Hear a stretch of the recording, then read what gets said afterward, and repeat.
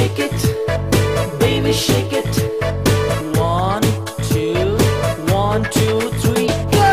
Looky looky आँखा तिमी नजुधाऊ त्यसरी यो मन त्यसै उडिदिन्छ करके नजरले. लुकी लुकी आँखा तिमी नजुधाऊ त्यसरी यो मन त्यसै उडिदिन्छ करके नजरले. नमस्कार. Online video magazine jptsk.com login गरेर बसिरहनुभएका सम्पूर्ण हाम्रा अनलाइन मित्रहरूमा अनलाइन भिडियो म्यागजिन jptsk.com परिवारको तर्फबाट र म कार्यक्रम प्रस्तुता रिता गुरुङको तर्फबाट अभिवादन. आज पनि हामीले चर्चित व्यक्तित्वहरूसँगको कुराकानी यहाँहरू समक्ष लिएर आइसकेका छौँ.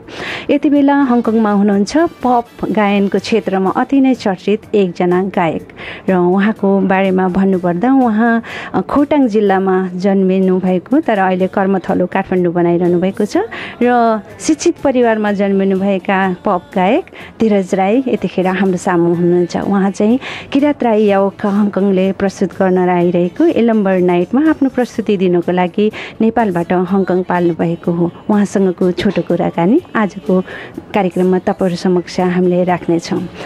धीरज राईज्यू, यहाँलाई अनलाइन भिडियो म्यागजिन jptsk.com मा हार्दिक स्वागत छ. यो अत्यन्त तपाईँहरूको लोकप्रिय यो कार्यक्रम भन्न समस्यामा jptsk.com हेरिरहनुभएका हाम्रो सम्पूर्ण आदरणीय भ्युजहरू र मेरो फ्यानहरूमा पनि म गायक धीरज राईको तर्फबाट हार्दिक अभिवादन व्यक्त गर्न चाहन्छु. यतिखेर हङकङमा हुनुहुन्छ. हङकङको मौसम चाहिँ अलिकति यो टेम्परेचर डाउन भइरहेको अवस्था छ. सुन्नमा आइरहेको छ कि तपाईँलाई अब यो कोल्ड सम्बन्धी एलर्जी हुन्छ भन्नुहुन्छ र अहिले चाहिँ तपाईँ आफ्नो गायन प्रस्तुति दिनको लागि हङकङमा रहेको नेपालीहरूलाई आफ्नो प्रस्तुति दिनको लागि आइरहनु भएको छ. कस्तो महसुस गरिरहनु भएको छ? अब मलाई चाहिँ जहिले पनि हङकङ अब मेरो लागि एकदमै प्यारो छ.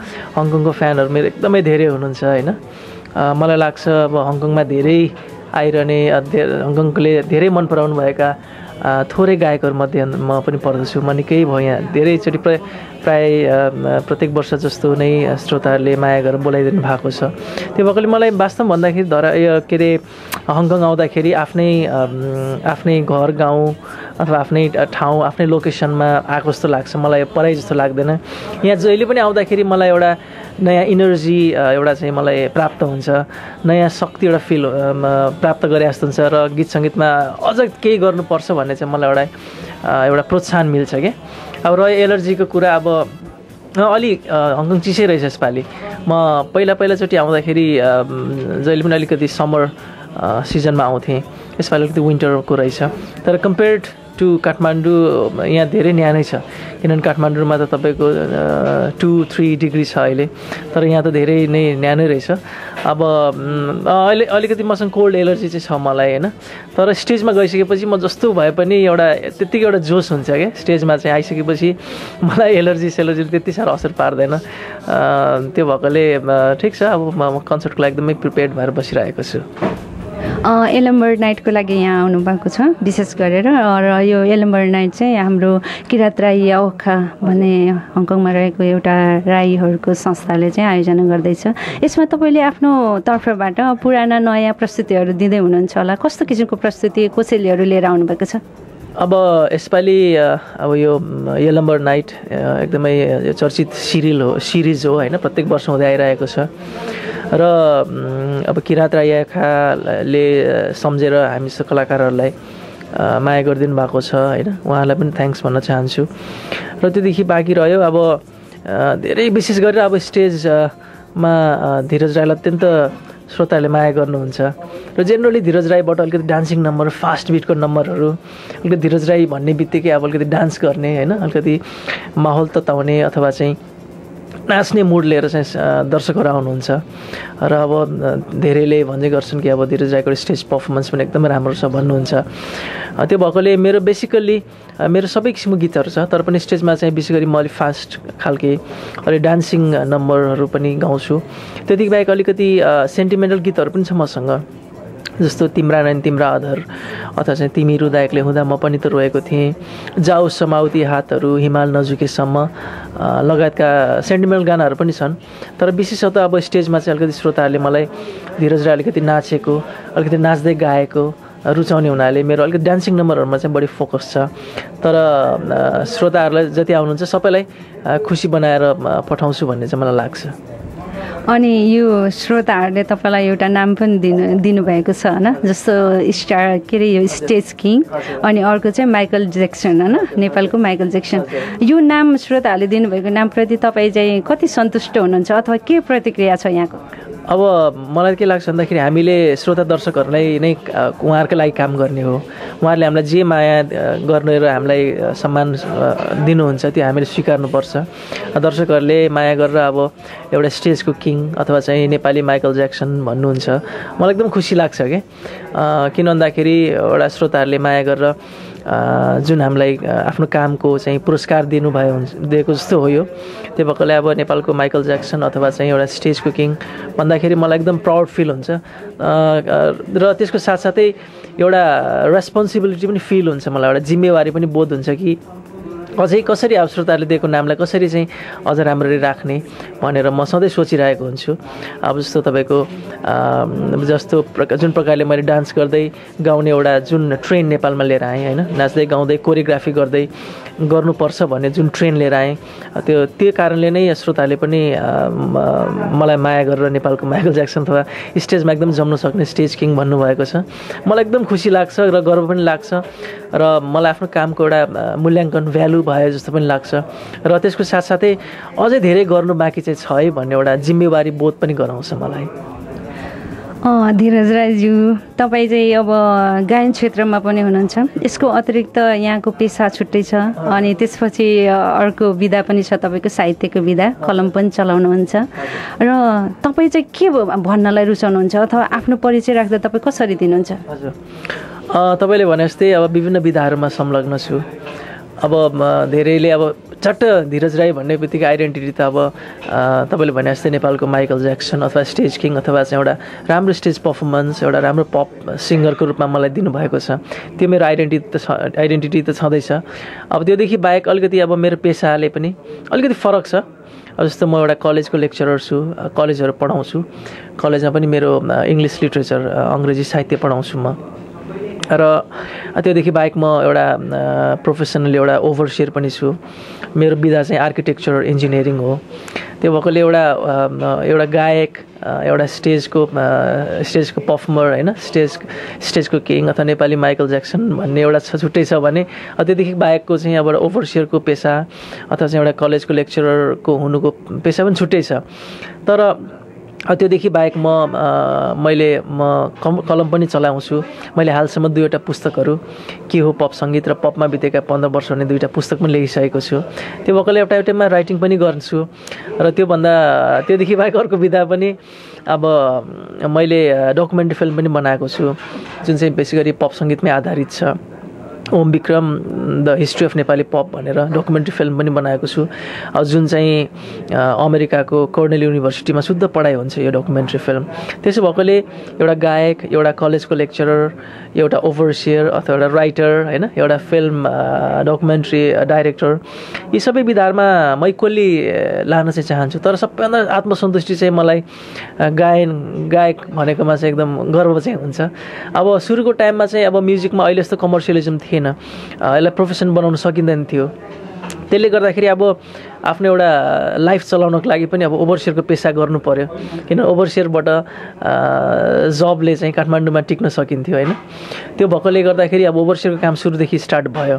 अब त्यो गर्दा गर्दै ओभरसियरको काम पनि अब सिनियर हुँदै आइयो होइन, सिङ्गिङमा पनि राम्रो अपर्च्युनिटीहरू हुँदै गयो। अब साहित्य चाहिँ मेरो एकदम आफ्नो रुचि हो अनि मैले इङ्ग्लिस लिटरेचरमा मास्टर डिग्री सकिसकेपछि वास्तवमा पैसाको लागि भन्दा पनि कस्तो हुँदो रहेछ भने यो पढाइ चाहिँ अब पढेन भने बिर्सेर जाने, त्यसलाई पढ्यो भने अलि एक्सर्साइज गरिराख्यो भने आफूलाई पनि झन् त्यसमध्ये ज्ञान आउने हुनाले चाहिँ मैले कलेज पढाएको हुँ। तर समग्रमा अब पहिला चाहिँ म धीरज राई, गायक धीरज राई हुँ। त्यसपछि एउटा ओभरसियरको रूपमा पनि मलाई लिनु सक्नुहुन्छ र त्यतिखेर बाहेक अब एउटा कलेजको लेक्चरर पनि मेरो पेसा हो। राइटिङ चाहिँ मेरो अलिकति हब्बी जस्तो हो। कलम चलाउने थोरै गर्छु। डकुमेन्ट्री फिल्म चाहिँ सायद मैले एउटै मात्रै बनाएको छु। अब फ्युचरमा चाहिँ यस्तो प्लान्सहरू चाहिँ छैन, तर पनि मोटामोटी रूपमा चाहिँ अब गायक धीरज राई भन्दा चाहिँ आइ एम भेरी ह्याप्पी, खुसी लाग्छ।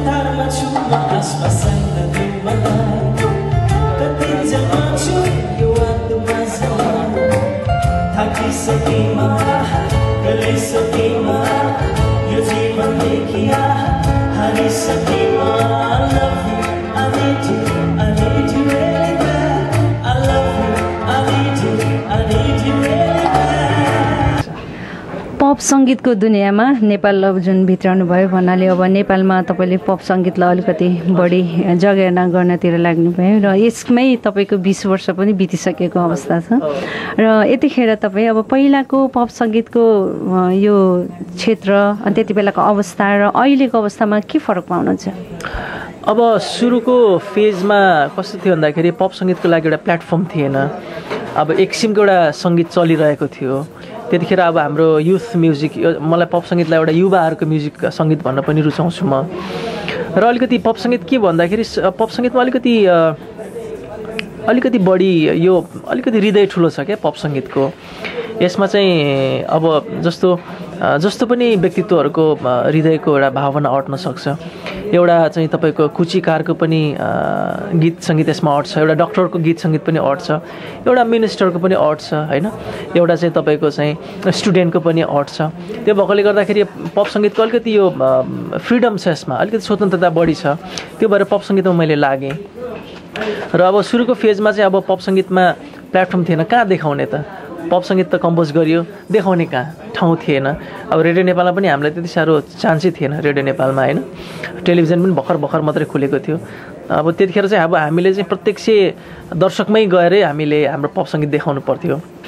अब कलेजको वेलकम पार्टीहरूमा अथवा चाहिँ विभिन्न बिहाहरूमा, बिहा भोजमा, अथवा चाहिँ उस्तै परे अब देउसी भैलोमा, यस्तोमा हामी पप सङ्गीत गाउँदै आएको हौँ होइन। तर अब अहिले कम्पेयर टु द्याट सिचुएसन अहिले कम्प्लिटली चेन्ज छ। अहिले पप स्टार्सहरूको लाइफ सेक्योर्ड छ। एउटा पप स्टारलाई इज्जत छ, पैसा छ, यसमा तपाईँको देश विदेश घुम्न पाइन्छ होइन। यसमा लाइफ पनि छ, सर्भाइभ पनि हुन सकिन्छ। तर त्योभन्दा सबैभन्दा ठुलो कुरो आत्मसम्मान छ। श्रोताले माया गरिदिनुहुन्छ, एउटा आइडेन्टिटी छ, आफूले देखाउने एउटा आफ्नो पप सङ्गीत देखाउने एउटा ठाउँ छ, इज्जत छ, श्रोताले माया गरिदिनु भएको छ। त्यो भएकोले आजभन्दा 20 वर्ष अगाडि जतिखेर मैले पप सङ्गीत स्टार्ट गरेँ त्यो र अहिले चाहिँ एकदमै फरक छ। अब अहिलेको लागि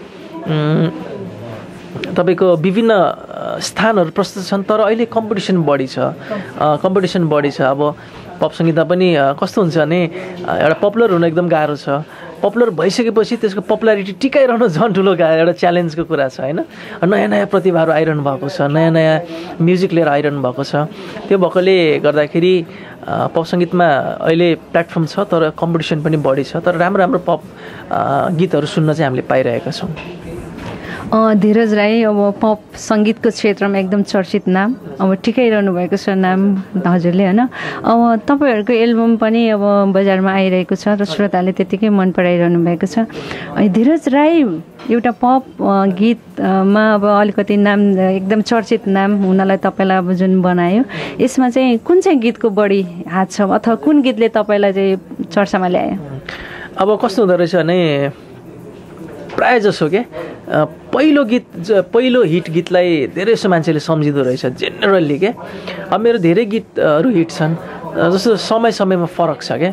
अब जस्तो आजभन्दा 20 वर्ष अगाडि मैले पहिलो गीत गाएको लुकी लुकी आँखा तिमी नजिदौ त्यसरी पहिलो गीत नै हिट थियो। त्यसपछि अर्को वर्षमा फेरि जाऊ समाउती हातहरू भन्ने सेन्टिमेन्टल त्यो पनि हिट भयो। त्यसपछि तिम्रा नयन तिम्रा अदर छोडेर सक्दिन जान टाढा भुलेर यो पनि हिट छ। फेरि त्यसपछि डान्सिङ पार्टनर आयो मिस्टिरियस गर्ल भन्ने। त्यसपछि फेरि अब सोही ढोले सोही अर्को ढोले खोइ होइन, यो लोक प्याटर्नको। त्यसपछि फेरि अलि एउटा रोमान्टिक गीत तिमी रुँदा एक्लै हुँदा म पनि त रोएको थिएँ। अब अहिले फेरि कि बाँच्न देऊ कि मर्न देऊ भन्ने गानाहरू सबै। अहिले मैले 12वटा एल्बम निकालेँ यो आफ्नो 20 वर्षको दौरानमा। मलाई खुसी लाग्छ कि मैले गरेको 12वटै एल्बम हिट छ क्या। र मलाई चाहिँ के लाग्छ भन्दाखेरि पहिलो गीतले जुन गीतले चाहिँ मलाई चिनायो त्यसलाई चाहिँ अलिकति बढी मैले सम्मान गर्नुपर्छ जस्तो लाग्छ। किन भन्दा त्यो पहिलो गीतले नै एउटा आइडेन्टिटी दियो, यो फिल्ममा आउने एउटा चाहना बढायो अथवा चाहिँ मलाई प्रोत्साहन गर्यो। त्यो भएकोले विशेष गरी लुकी लुकी आँखा तिमी जुदाउ त्यसरी भन्ने गानालाई चाहिँ धेरै श्रोताहरूले मेरो आइडेन्टिटी पनि मान्छन्। किनभने त्यो गीतसँगै मेरो एउटा तपाईँको एउटा पर्सनालिटी पनि जोडेर आएको छ। त्यतिखेर रेडियो नेपालमा सबै हार्मोनियम लिएर मजाले पलेटी बसेर गीत गाउने टाइममा म मात्रै यस्तो एउटा कलाकार थिएँ कि जो चाहिँ अब 4 जना डान्सर पछाडि राखेर होइन म आफै पनि डान्स गरेर गीत गाउँथेँ। अब त्यतिखेर चाहिँ हिरो हिरोइन मात्रै फिल्मको हिरो हिरोइनले मात्रै डान्स गाउनुपर्छ भन्ने चलन थियो। तर मैले चाहिँ होइन, गायकले पनि गाउँदै नाच्न सकिन्छ भनेर चाहिँ मैले जुन किसिमको एउटा ट्रेन लिएर आएँ। त्यतिखेर मान्छे अब कतिपय हाँसे पनि होइन, कतिपय सिनियर दाइले मलाई चाहिँ काट्ने मोटो पनि भयो, धीरज के गरेको तिमीले यो होइन, कि नाच कि गाउ यो यस्तो पनि हुन्छ भनेर मलाई अलिकति ठट्टा पनि गरिदिनु भयो। त्यो भएकोले गर्दा मेरो पहिलो गीत लुकी लुकीमा मेरो आफ्नो एउटा त्यो किसिमको एउटा पर्सनालिटी पनि बिल्डअप हुँदै गयो र त्यो गीतलाई चाहिँ अलिक विशेष गरी म सम्झिन्छु। धीरजजी तपाईँले अब यो 20 वर्षको आफ्नो यो पप क्षेत्रमा चाहिँ अब जिन्दगी अब लामो समय बिताइसक्नु भएको छ होइन।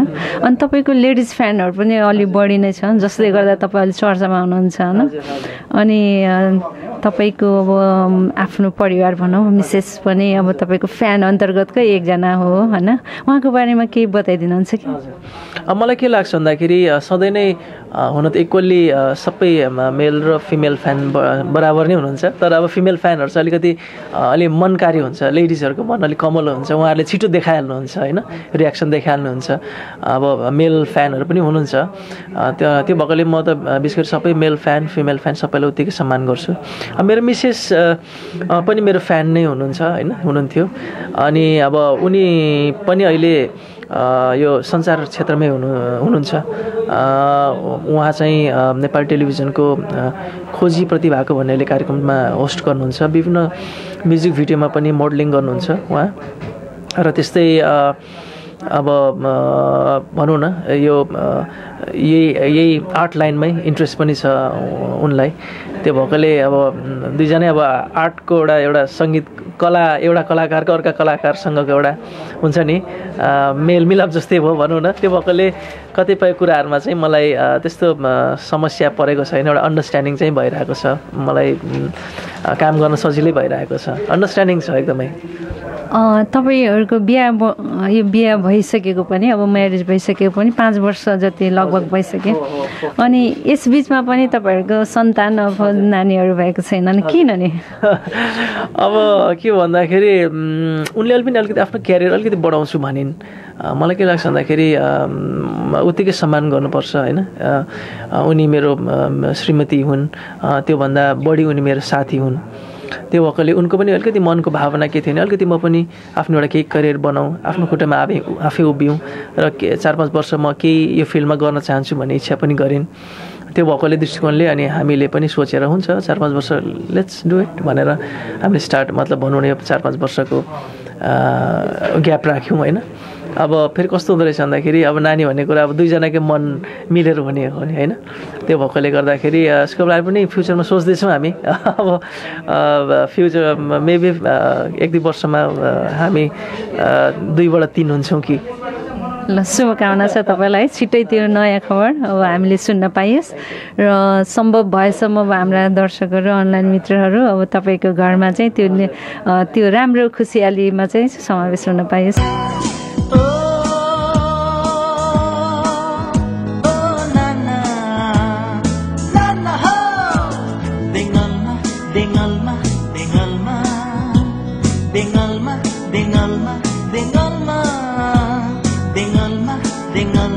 देङलमा देङलमा देङलमा देङलमा पारुहाङलाई पैसा राखी उसलाई मागेको सुम्निमाको कसम खान्छु छैन ढाँटेको धरानैमा सँगसँगै चण्डी नाचेको बुढा सुब्बा बाँसैभरि पिती गाँसेको ए नाना लौ न हो मन भुल्यो के गरौँ सोई सोइला हो कुर्रहा सोई सोइला हो कुर्रहा। अनि फेरि हामी पछाडि नै फर्कन्छौँ। फेरि तपाईँले चाहिँ आफ्नो सङ्गीतको क्षेत्रमा चाहिँ यात्रा कहिलेबाट सुरु गर्नुभयो? अब मेरो अफिसियल्ली औपचारिक रूपमै चाहिँ मेरो 2046 सालमा लुकी लुकी भन्ने गाना गाएर मैले स्टार्ट गरेको हुँ। त्यो भएकोले 46 सालदेखि लगभग भयो होला 20-21 वर्ष जति। तर अब भनौँ न अब मैले जति पनि गाना गरेको छु, जति पनि एल्बम गरेको छु, ती सबै हिट छन्। एटलिस्ट एउटा एल्बमबाट एउटा दुईवटा गानाहरू उत्कृष्ट छन्, चलेका छन्। र त्यसले गर्दाखेरि अब यो 20 वर्षको यात्रा हिजो अस्ति भर्खर सुरु भयो जस्तो लाग्छ, तर अब आजको दिनसम्म आइयो होइन। त्यो भएकोले गोइङ अन, अझै पनि गइरहेको छ, अझ धेरै गर्नु बाँकी छ। तर जेनरली मोटामोटी भन्दाखेरि 46 सालदेखि सुरुवात भएको यो मेरो गीत सङ्गीतको यात्रा अब अहिलेसम्म 12वटा एल्बम गरेर झन्डै 18-20 वर्ष पुग्यो। अनि तपाईँले अब कलम चलाउने कार्य चाहिँ अब कस्तो छ? त्यो चाहिँ अब तपाईँले अर्को कुनै नयाँ पुस्तक लेख्दै हुनुहुन्छ कि? अब अहिलेसम्म मैले बुक त 2टा लेखेको छु। एउटा चाहिँ के हो पप सङ्गीत, अर्को चाहिँ पपमा बितेका 15 वर्ष भन्ने। अब आफ्नै फिल्ड पप सङ्गीतकै बारेमा मैले कलम चलाउने हो। र अब छिटै नै अब इङ्ग्लिसमा 2टा किताबहरू चाहिँ मैले नेपालीमा लेखेँ। अब एउटा यो किताब चाहिँ इङ्ग्लिस भर्सनमा आउँदैछ। त्यो भएकोले गर्दाखेरि 1-2 वर्षमै एउटा अङ्ग्रेजीमा नेपाली पप सङ्गीतको बारेमा चाहिँ पुस्तक लिएर आउँदैछु पाठकहरूको सामु। अनि तपाईँले अब यो सङ्गीतको क्षेत्रमा यो दुनियाँमा लाग्दै हुनुहुन्छ, हिँड्दै हुनुहुन्छ, यात्रा गरिरहनु भएको छ। यात्राको क्रममा तपाईँले अब थुप्रै मान सम्मानहरू प्राप्त गर्नुभएको होला राष्ट्रिय स्तरमा र अन्तर्राष्ट्रिय स्तरमा। कुनै त्यस्तो मान सम्मानहरू जुन चाहिँ हाम्रो अनलाइन मित्रहरूलाई बताइदिनुहुन्छ कि? अब अनलाइनका साथीहरूलाई अब सबैभन्दा ठुलो कुरो त अब हाम्रो अनलाइनमा बस्नुभएका हाम्रा साथीहरू जसले मलाई माया गर्नुहुन्छ, त्यो मायाभन्दा ठुलो सम्मान त केही पनि होइन होइन। तर धेरै छ, धेरै पुरस्कारहरू छन्, धेरै पुरस्कारहरू मैले जितेको छु, धेरै कम्पिटिसनहरूमा छ मेरो। जस्तो अब पछिल्लो पटकको अलिकति थुप्रै छन् पुरस्कार, त आफ्नो सबै पुरस्कार उत्तिकै भ्यालु हुन्छ होइन। तर पनि अब विशेष गरी पछिल्लो पटक अब आदरणीय दिदी कोइली देवी दिदीको नाममा रहेको कोइली देवी पुरस्कार चाहिँ मैले यो 20 वर्षपछि 2068 सालमा चाहिँ पुरस्कार जितेको हुँ होइन। त्यो चाहिँ अलिक विशेष लाग्छ, किनभने अब 20 वर्षको लामो यात्रा पछिको विशेष पुरस्कार हो त्यो।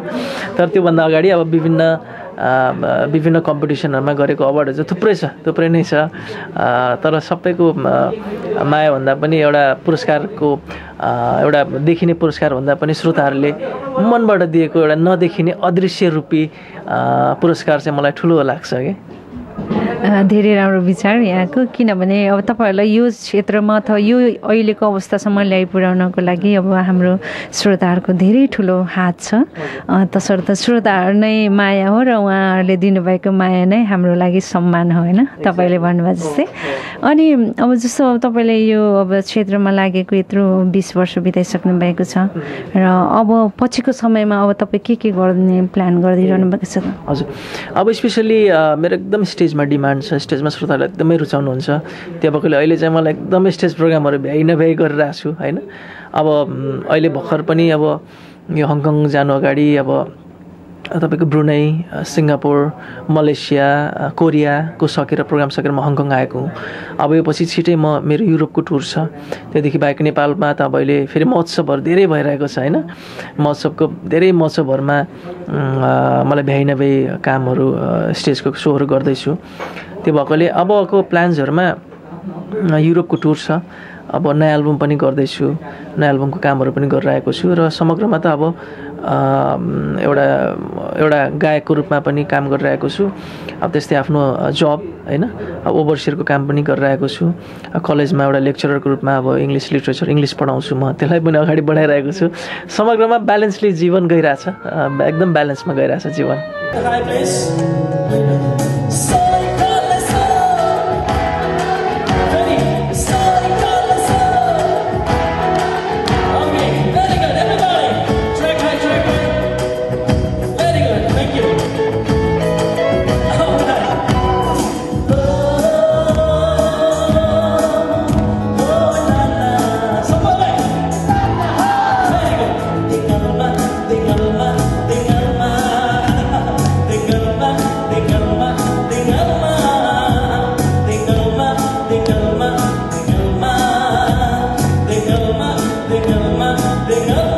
यतिका धेरै रोल गरिरहनु भएको छ तपाईँले, होइन? समय चाहिँ कसरी म्यानेज गर्नुहुन्छ? धेरैले सोध्ने मलाई प्रश्न पनि यही नै हो। अब तपाईँ एउटा कलेज पनि पढाउनुहुन्छ, कलेजको लेक्चरर हुनुहुन्छ, त्यसमाथि पनि इङ्ग्लिस जस्तो एउटा हार्ड सब्जेक्ट र त्योदेखि बाहेक ओभरसियर पनि पढ्न पनि निकै टाइम लाग्छ। अब तपाईँ अब कन्सर्टमा पनि भ्याइ नभ्याइ हिँडिरहनु भएको छ। जेनरली मलाई अलिकति धेरैले सोध्नुहुने क्वेसन पनि यही नै हो। अब यस्तो छ, अब मेरो अब सुरुको टाइममा चाहिँ एडजस्ट गर्न गाह्रो भयो, तर अहिले चाहिँ एकदम इजी छ। जस्तो मर्निङ टाइम बिहानको म 1.5 घन्टा जस्तो टाइम, 45 मिनट्सको मेरो 2टा क्लास छ। कलेज पढाउँछु म होइन, इङ्ग्लिस पढाउँछु कलेजमा, ग्रेजुएसन लेभललाई पढाउँछु। अब त्यो बिहानको समय चाहिँ मैले कलेजलाई पढाउँछु, दिउँसोको समय चाहिँ म ओभरसियरको काम गर्छु। मेरो आफ्नै कन्सल्टेन्सी पनि छ र म नगरपालिकामा पनि काम गर्छु। त्यो भएकोले दिउँसोको टाइम चाहिँ मैले ओभरसियरको काम गर्छु र बेलुकाको रहेको समय चाहिँ अब गीत कम्पोज गर्ने, अलिकति साथीभाइलाई टाइम दिने, अनि फ्यामिलीलाई टाइम दिने, यसरी गर्दै आइरहेको छु होइन। अब यो कलम चलाउने चाहिँ मुडमा भर पर्छ कि कोही बेला अब जस्तो महिनामा अब 1 हप्ता पुरै एउटा मुड चल्छ, लेखेको गरिन्छ। त्यस्तो कलम चलाउने, पुस्तक लेख्ने कलम चाहिँ अलिकति त्यस्तो रेगुलर छैन। तर अब अहिले चाहिँ जेनरली मेरो एउटा ड्युटी जस्तो भइसक्यो यो होइन, बानी जस्तो भइसक्यो। त्यो भएकोले अहिले चाहिँ म एकदम सजिलैसँग काम गरिरहेको छु। बिहान कलेज जान्छु, फ्रेस हुन्छ होइन, नयाँ पुस्ताहरूसँग गफ गर्न पाइन्छ, नयाँ नलेज आफै पनि लिन पाइन्छ। अब दिउँसोको समय चाहिँ अब ओभरसियरको काम अर्कै रमाइलो छ, घरको नक्सा बनाउने होइन, कतिवटा कोठा निकाल्ने, बाटो कहाँ निकाल्ने, रमाइलो छ यो पनि एउटा। अनि बेलुका चाहिँ अब म्युजिक कम्पोज गर्ने, नयाँ गीतहरू सुन्ने, नयाँ गीतहरू निकाल्ने, यसरी समय बिताइरहेको छु मैले। यति धेरै फिल्डमा काम गरिरहनु भएको छ, समय पनि राम्रैसँग म्यानेज गरिरहनु भएको होला, र फेरि पैसाको म्यानेज चाहिँ कस्तो गर्दै हुनुहुन्छ त? इन्कम त निकै धेरै देखियो नि त। कलेज जानुहुन्छ, अब गीत सङ्गीतको बाटो पनि राम्रै तपाईँको इन्कम छ, स्टेज सो भइरहेकै छ होइन, बाहिर विदेशतिरको यात्रा पनि त्यत्तिकै तपाईँको डिमान्ड छ। अब पैसा के गर्दै हुनुहुन्छ ल भन्नुहोस् न त, बताइदिनु। अब किनभने फ्यामिली त सानो परिवार, सुखी परिवार देख्छु, नयाँ परिवार आइपुगेको छैन यतिखेर, त्यही भएर खर्च गर्ने व्यक्ति कोही पनि देख्दिनँ। सबैजना फ्यामिलीमा सबैजना कमाउने देख्छु। पैसा के गर्नुहुन्छ? अब यस्तो रहेछ हेर्नुहोस् न, यो पैसाले एउटा मान्छेलाई कहिले पनि नपुग्दो पनि रहेछ हेर्नुहोस् होइन। पैसा नभए पनि नहुने, अब भएर पनि कतिसम्म भन्ने चाहिँ एउटा ग्यारेन्टी नहुँदो रहेछ। हो अहिले राम्रो छ, अब म स्टेज प्रोग्राम पनि त्यतिकै छु, अब मेरो ओभरसियरको काम छ, अब तपाईँको भनौँ न अब कलेजहरू पढाउँछु, ठिक छ, लाइफ राम्रो छ, पैसा राम्रो छ मलाई। अब कस्तो हुँदो रहेछ भन्दाखेरि अब खोटाङबाट काठमाडौँमा डेरा गरेर बसिएको थियो हेर्नुहोस्। अब त्यतिखेर अब मम्मीले त्यस्तै 1000 रुपियाँ चाहिँ दिनुहुन्थ्यो। अब 1000 रुपियाँमा काठमाडौँको महँगाइमा त्यतिखेर पनि त्यति थोरै पैसामा पनि चलेको थियो जीवन होइन। अब महिनाको अब अहिले जेनरली रफली होइन 2 लाखदेखि 2,50,000सम्मको रफली भनौँ न इन्कम छ मेरो। त्यति गर्दा पनि नपुगेको जस्तो पनि फिल भइरहन्छ क्या। त्यो भएकोले मलाई पैसा चाहिँ के लाग्दो रहेछ भने पैसा भन्ने चाहिँ अलिकति त्यो चाहिँ एउटा जीवन एउटा आधार मात्रै रहेछ, त्यो सबै थोक चाहिँ होइन। तर सबैभन्दा ठुलो कुरो चाहिँ आत्मसन्तुष्टि, श्रोताहरूको माया, यो सबैभन्दा ठुलो कुरो हो कि। त्यो भएकोले मलाई पैसा चाहिँ बाँच्नको लागि चाहिन्छ, तर आफ्नो खुसीको लागि, आफ्नो श्रोताहरूको लागि आफ्नो काम चाहिँ सबैभन्दा महत्त्वपूर्ण कुरो हो जस्तो लाग्छ। मेरो गीतले एटलिस्ट 2 जना मात्रै मान्छेको अनुहारमा खुसी ल्याउन सक्यो भने त्यो चाहिँ सबभन्दा ठुलो हो जस्तो लाग्छ क्या मलाई, र म त्यसरी नै चलिरहेको छु। पप सङ्गीतको क्षेत्रमा 20 वर्ष बिताइसक्नु भएको छ, किताब पनि 2टा लेखिसक्नु भएको छ।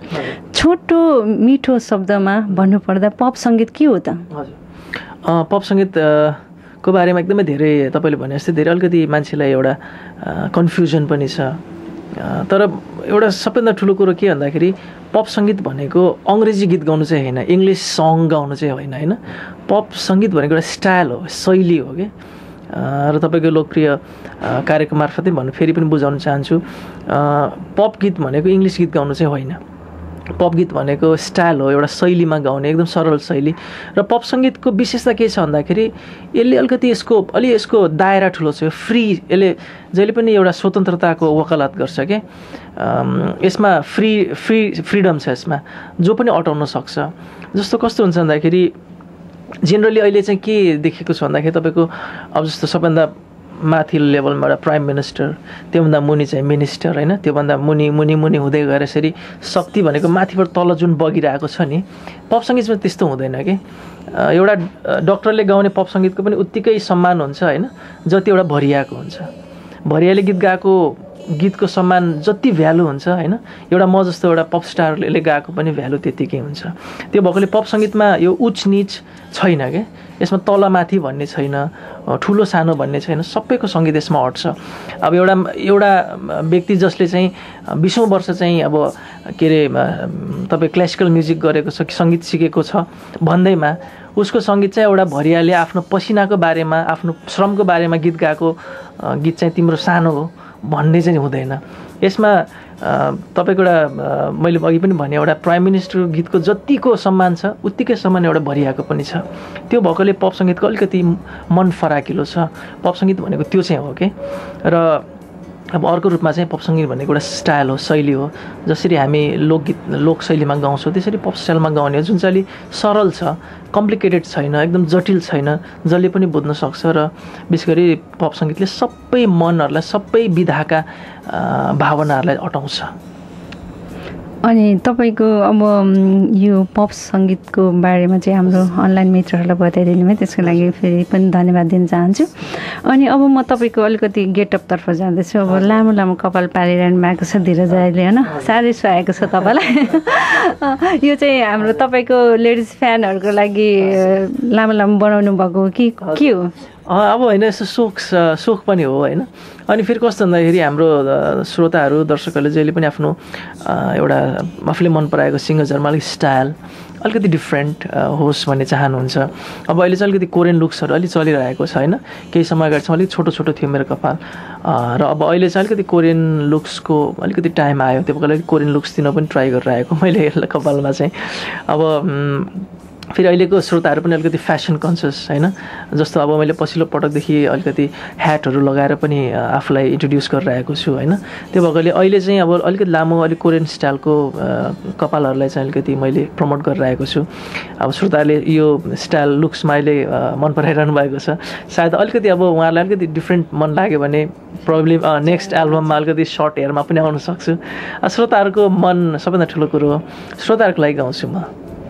तपाईँको लुक्स अब यो लामो लामो कपाल पार्ने अनि अहिले ह्याट पनि लगाउन थाल्नु भएको छ होइन बेला बेलामा स्टेज सोहरूमा।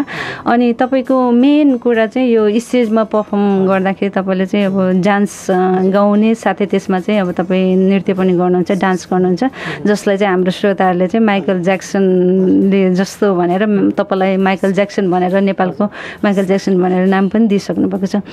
तर तपाईँ आफै भन्नुहुन्छ कतिपय तपाईँको अब अन्तर्वार्ताहरूमा चाहिँ तपाईँ आफै भन्नुहुन्छ म माइकल ज्याक्सनको सङ्गीतबाट प्रभावित चाहिँ होइन, विचारबाट हो भन्नुहुन्छ। त्यस्तो कुन चाहिँ विचार? हजुर, सबैभन्दा ठुलो कुरो माइकल ज्याक्सनलाई मान्नुपर्ने कुनै पनि एउटा के लाग्छ भने कुनै पनि एउटा व्यक्ति हुन्छ नि, कुनै पनि सङ्गीत चाहिँ एउटा विचारबाट निर्देशित हुन्छ कि। एउटा व्यक्ति हुन्छ, त्यो व्यक्तिमा विचार आउँछ, त्यो विचारले यस्तो किसिमको सङ्गीत गर्ने भन्ने डाइरेक्सन दिन्छ। कुनै व्यक्तिमा एउटा एकदम डिस्ट्रक्टिभ एउटा भनौँ न एउटा डिस्ट्रक्टिभ विनाशकारी खालको विचार आयो भने उसले उसको सङ्गीतमा पनि त्यस्तै ल्याउँछ होइन। मान्छे बिगारौँ, ध्वस्त होस् भन्ने किसिमले लिएर आउँछ। कुनै मान्छेको एउटा विचार चाहिँ सोच समाजलाई अगाडि बढाउँ भन्ने किसिमको नि हुन्छ। त्यस्तो विचारमा चाहिँ माइकल ज्याक्सनसँग एउटा सबैभन्दा राम्रो ठुलो कुरो के छ भन्दाखेरि उसले जहिले पनि एउटा art is not for only art होइन, art is for the society, for the sake of the goodness of the society, अथवा समाजको लागि गीत हुनुपर्छ होइन, व्यक्तिको लागि होइन। म सर्टेन समयसम्म आफ्नो खुसीको लागि गाउँला, तर मेरो गीतले पछि समाजमा के दिन्छ, समाजमा यसले सकारात्मक परिवर्तन ल्याउँछ कि ल्याउँदैन भन्ने कुरा चाहिँ माइकल ज्याक्सनको सबभन्दा ठुलो विचार हो कि। र मैले अघि पनि भने माइकलबाट मैले सिकेको कुरा चाहिँ यो हो, जतिखेर मैले स्टार्ट गरेँ त्यतिखेर हिरो हिरोइनले मात्रै नाच्नुपर्छ, गायक भने चाहिँ बसेर पोलिटिक कसेर मात्रै गाउने हो भन्ने जुन धारणा थियो, माइकल ज्याक्सनले प्रुभ गरिदियो कि नाच्दै गाउन सकेमा एउटा डान्सर र एउटा सिङ्गर एकै ठाउँमा ब्लेन्ड भएमा अझ राम्रो हुन्छ भन्ने कुरा मैले उहाँबाट सिकेको हो र जुन सफल पनि भयो। र माइकल ज्याक्सनले चाहिँ जहिले पनि आफू बाँचेर अरूलाई बचाउनुपर्छ भन्ने सोच राख्नुहुन्थ्यो कि।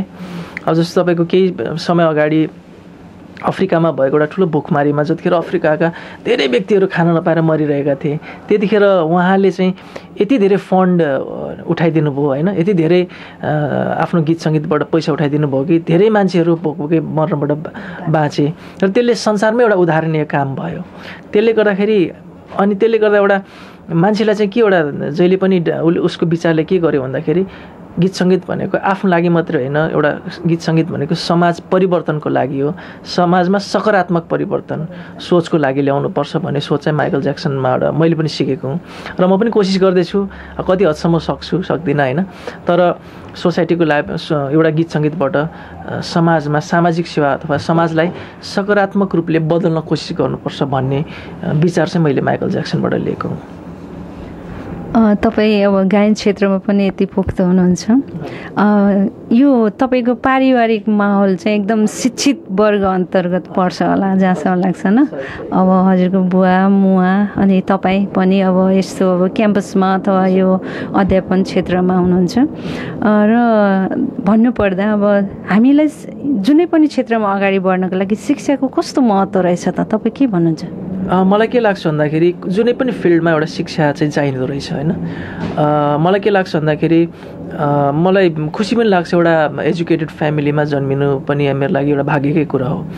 मेरो बाबा मम्मी दुइटै हाइली एजुकेटेड हुनुहुन्छ, दुई चाहिँ प्रोफेसर हुनुहुन्छ, दुइटै कानुन पढाउनुहुन्छ होइन, पेसाले उहाँहरू वकिल पनि हुनुहुन्छ। र जहिले पनि उहाँले चाहिँ मलाई के भन्नुहुन्थ्यो भन्दाखेरि के अरे पढेर पैसा कमाउने होइन, पढेर जीवनमा पैसा कमाउने भन्दा पनि जीवनलाई कसरी राम्रो बनाउने अथवा जीवन कमाउने चाहिँ हो, त्यो भएकोले पढ्नुपर्छ भनेर चाहिँ मलाई सधैँ इन्करेज गर्नुहुन्थ्यो। म त्यतिखेर पपुलर भइसकेको थिएँ, तर त्यतिखेर पनि अब पपुलारिटीको साथसाथै तिमीले पढ्न सक्यौ भने तिम्रो गीत सङ्गीत पनि एउटा लेभलभन्दा उठेर अरू लेभलमा बढ्न सक्छ भनेर उहाँले सधैँ नै मलाई इन्करेज गर्नुभयो। त्यो भएकोले मैले अब बिचमा त्यही हो नि, अब गीत सङ्गीतमा लाग्दै अलिकति रमाइलो हुन्छ यसमा होइन, मनको कुरा हुन्छ, अब रमाइलो चाहिँ के पढ्ने भन्ने पनि लाग्यो एकचोटि, तर होइन पढ्नुपर्छ भनेर चाहिँ मैले अब मेरो बुवा मुवाहरू त एटलिस्ट 3-3वटा विषयमा डिग्री हुनुहुन्छ, डिग्री होल्डर हुनुहुन्छ, बुवा त अहिले अब डक्टरेट नै गर्दै पनि हुनुहुन्छ, त्यो भएर एटलिस्ट मैले 2टा डिग्री चाहिँ लिनुपर्छ बुवा आमाको नाकको लागि भन्ने पनि एउटा सोच राखेँ। अब एउटा प्रेसर पनि भयो होइन, बुवामा त्यत्रो 3-3वटा डिग्री गरेको तिमीले त 2टा त लिनु पऱ्यो नि भनेर एउटा प्रेसर पनि भयो। र पछि आफूले पनि फिल भयो कि पढेर त मैले आफ्नै लागि पढेछु भन्ने पनि फिल भयो र मैले अब मेरो आफ्नो पढाइबाट आफ्नो गीत सङ्गीतमा पनि लगाउन सकेँ, जीवनमा मैले यसरी बढ्नुपर्छ भन्ने शिक्षा लागेँ।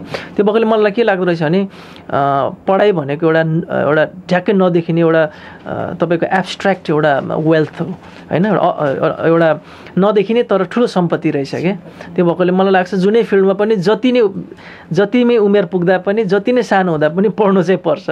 त्यसको लागि तपाईँले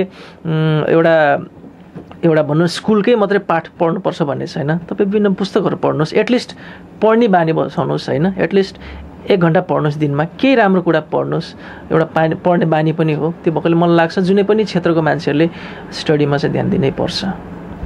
तपाईँले यो शिक्षाको महत्त्व पनि बताइदिनु भयो। आफ्नो क्यारियर बनाउनको लागि शिक्षा चाहिँ एकदम सहायक वस्तु हो होइन, जो चाहिँ आफ्नो भित्र लुकेको एउटा सम्पत्ति हो भनेर बताइदिनु भएको छ। अब यो पप सङ्गीतको क्षेत्रमा जुन अब अहिले थुप्रै गायक गायिकाहरू अगाडि आइरहनु भएको छ, कति अब चर्चामा पनि हुनुहुन्छ, चर्चित पनि भइसक्नु भएको छ, आफ्नो क्षेत्रलाई चाहिँ उहाँले स्थापित गरिसक्नु भएको अवस्था छ भने कति अब नयाँ आउनेहरू पनि हुनुहुन्छ। उहाँहरूलाई चाहिँ विशेष गरेर तपाईँ कस्तो किसिमको सुझाव दिनुहुन्छ उहाँलाई? अब पहिलो कुरा त के छ भन्दाखेरि गीत सङ्गीत भन्ने कुरा साँच्चै हृदयबाट लागिन्छ क्या, एउटा भित्र मनदेखि आउँछ। र अब अहिले जति पनि तपाईँले भने जस्तै कतिपय भाइहरूले राम्रो गर्नु भएको छ, कतिपय भाइहरू फ्रस्ट्रेट पनि भइरहनु भएको छ, गीत सङ्गीतमा केही हुँदैन रहेछ भनेर मन अलि सानो गरेको पनि देख्छु म। तर मलाई के लाग्छ भन्दा गीत सङ्गीत भन्ने कुरा रातारात चाहिँ हुने होइन। जस्तो आज भयो, आज तपाईँले गीत गाउन सुरु गर्नुभयो, अब अर्को महिना तपाईँ हिट भइहाल्ने भन्ने चाहिँ हुँदैन यसमा। यो त एउटा त्याग हो, तपस्या हो, यसले टाइम लिन्छ क्या। एटलिस्ट तपाईँ 5-7 वर्ष 10 वर्षसम्म मेहनत गर्नुहोस् न होइन। त्यो भएकोले मेरो भनेको अर्थ चाहिँ के भन्दाखेरि गीत सङ्गीत भन्ने कुरा आज र भोलि र तुरुन्तै छोटो समयमा उपलब्धि हुने चाहिँ होइन। यसको लागि एउटा लामो धैर्यता चाहिन्छ, साधना चाहिन्छ। र यसमा चाहिँ गीत सङ्गीतको लागि चाहिँ एउटा यसमै गर्छु भन्ने एउटा ठुलो आत्मविश्वास पनि चाहिन्छ। त्यो भएकोले जति पनि गर्नुभएको छ भाइहरू, अब जति पनि राम्रो गर्न कोसिस गर्नुभएको छ, जसले यो गीत सङ्गीतलाई सिरियसली लिनुभएको छ उहाँहरू सफलै हुनुहुन्छ। जति भाइ बहिनी हुनुहुन्छ उहाँहरू अलिकति निराश हुनुभएको कतिपय देख्छु।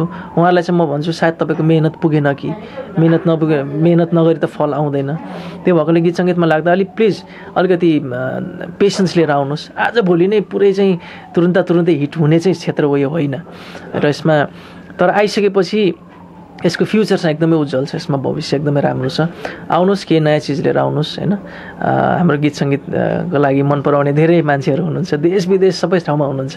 त्यही भन्न चाहन्छु म। पप सङ्गीतको बारेमा र तपाईँले आफ्नो जीवनको बारेमा, यसको यात्राको बारेमा धेरै कुरा हामीलाई बताइसक्नु भएको छ। हाम्रो अनलाइन श्रोताहरूलाई, दर्शकहरूलाई यहाँले बताइदिइसक्नु भएको छ। अब हामी जाँदा जाँदै तपाईँको एकदमै मनपर्ने गीत, तपाईँले आफ्नो यो सङ्गीतको यात्रामा चाहिँ तपाईँलाई आफ्नै गीत जुन तपाईँलाई अति नै मन पर्यो त्यो गीत हाम्रो अनलाइन मित्रहरूलाई राखिदिनुहुन्छ कि? हुन्छ, अवश्य पनि अब श्रोताहरूको लागि नै हामीले गाउने हो होइन। हुन्छ, एउटा निकै मन परेको मलाई र मेरो नयाँ एल्बम 20 Yearsबाट पनि एकदम चर्चित गाना छ यो।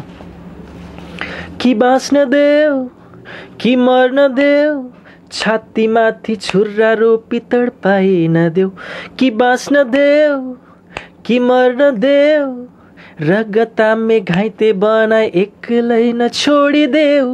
दोधारमा छु म आश्वासन नदेऊ मलाई, कतिन्जेल बाँच्छु यो आत्मा जलाए। थाकिसकेमा गलिसकेमा यो जीवन देखिया हारिसकेमा। I love you, I need you really bad. I love you, I need you really bad. वाह, धेरै राम्रो छ, मलाई पनि अति मन पर्यो। तपाईँको सेन्टिमेन्टल गीतहरूमा पनि दर्शकहरू झुम्नुहुन्छ नि होइन?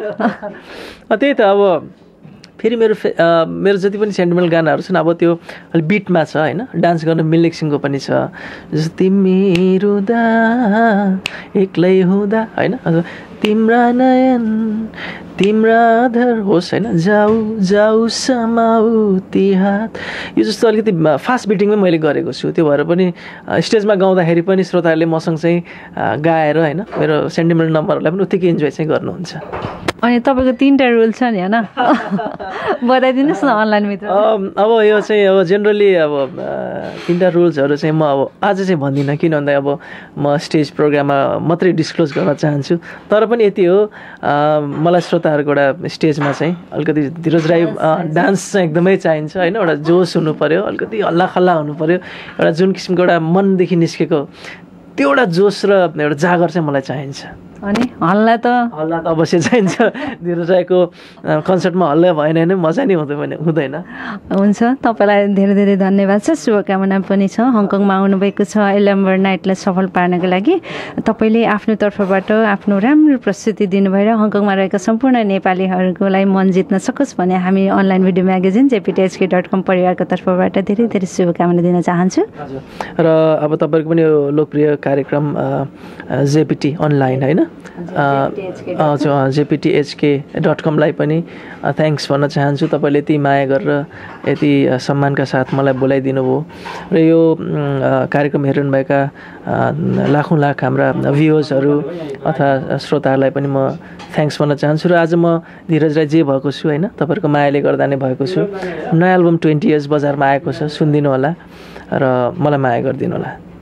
हामीलाई समय दिनुभएकोमा तपाईँलाई धेरै धेरै